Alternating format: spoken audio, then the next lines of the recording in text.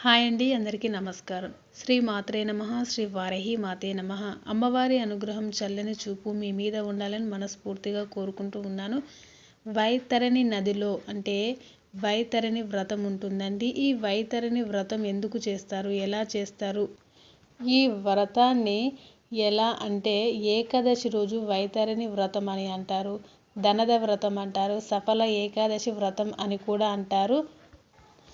వైతరణి నది రహస్యాలు అంటే చాలా భయంకరంగా ఉంటాయండి. ఈ నది గురించి తెలుసుకోవాలంటే చాలా భయంగానే ఉంటుంది. ఈ యొక్క వీడియోను మీ ఫ్రెండ్స్కు, రిలేటివ్స్కి కూడా షేర్ చేయండి.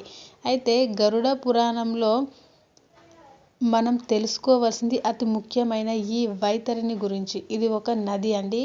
పేరులో ఉన్న గమ్మత్తు నదిలో ఉండదు. అయితే మనిషి మరణించిన అనంతరం చేసిన పాపానుసారం నరకానికి వెళుతారని గరుడ పురాణం సారాంశం. అయితే ఈ నది అతి భయంకరమైనది. దీంట్లో నుండి వెళ్ళే సమయంలో వచ్చే బాధ వర్ణనాతీతమట.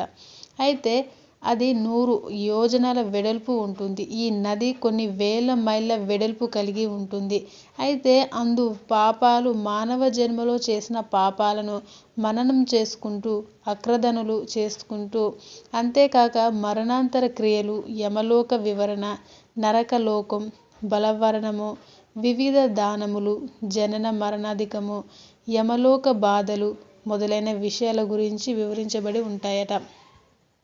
ఈ నదిలో నీరుకి బదులుగా రక్తము, చీము, ఎముకలు, బురద వలె కనిపించే మాంసము ఉండును.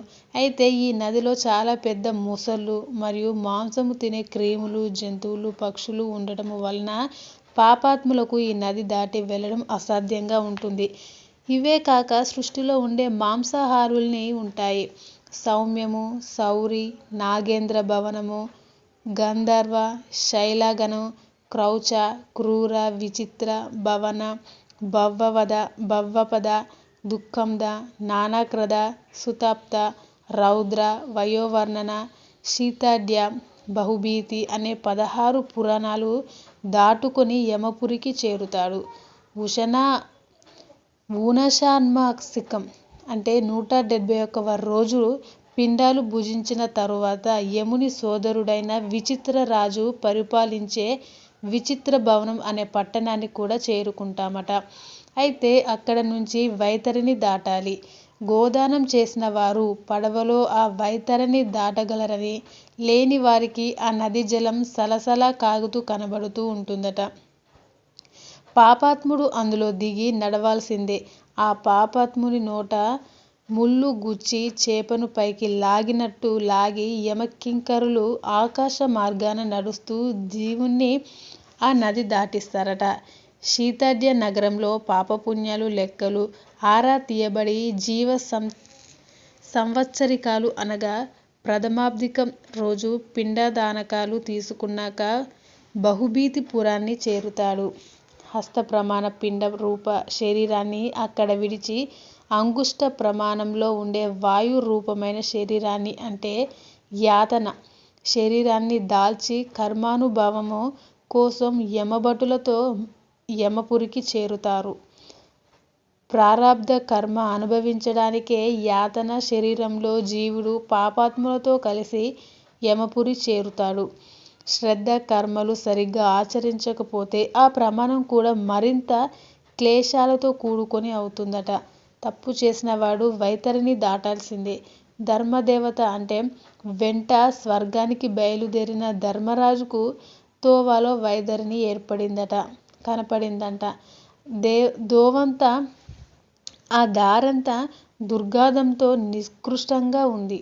అంతా అంధకారం, మాంసం, నెత్తురు, ఎముకలు, కేశాలు, ప్రేతాల గుంపులు, ముసురుకుంటున్న ఈగలు, క్రిమి కీటకాలు కనిపిస్తూ ఉన్నాయట. ఈ దుర్గంధాన్ని తట్టుకోలేక సొమ్మసిల్లిపోయాడట. దుర్యోధనుల స్వర్గంలో ఉంటే ఏ పాపం చెయ్యని నా సోదరులు, భార్య ఈ నరకంలో ఉండడమేంటి అన్నాడట ధర్మరాజు. ఇంద్రుడు, ధర్మరాజు అనుభవించిన ఆ నరకం కురుక్షేత్ర సంగ్రామం సమయంలో ఆయన ఆడిన అసత్య ఫలితమన్నాడట. అశ్వత్థామ హతః అని పెద్దగా కుంజర అని చిన్నగా పలికి గురువైన ద్రోణుని వచించిన పాపానికి ఆ కొద్దిసేపటి నరకం అనుభవించవలసిందే వచ్చిందని అన్నారట. అబద్ధమాడిన నరకం వారికి నరకం తప్పకపోతే నరహత్య చేసే వాళ్లకు ఎలాంటి శిక్షలుంటాయో ఊహించుకోవచ్చు. ఇది చదివినా లేకుంటే విన్నా భయపడడం మాత్రం ఖచ్చితంగా జరుగుతుంది. అందుకే గరుడ పురాణం ఇంట్లో పెట్టుకోకూడదు అంటారు. కానీ అన్ని పురాణాల్లో దీన్ని కూడా ఇంట్లో తీసుకోవచ్చు. ఎవరికైనా ఇవ్వాలంటే హంస ప్రతిమతో కలిపి ఇవ్వాలి అని శాస్త్రవచనం చెబుతుంది. మరిన్ని వీడియోస్ కావాలంటే నా ఛానల్ని సబ్స్క్రైబ్ చేయండి. మీరు మీ ఫ్రెండ్స్కు రిలేటివ్స్కు ఈ యొక్క వీడియోని షేర్ చేయండి. Thanks for watching this video. Please subscribe my channel.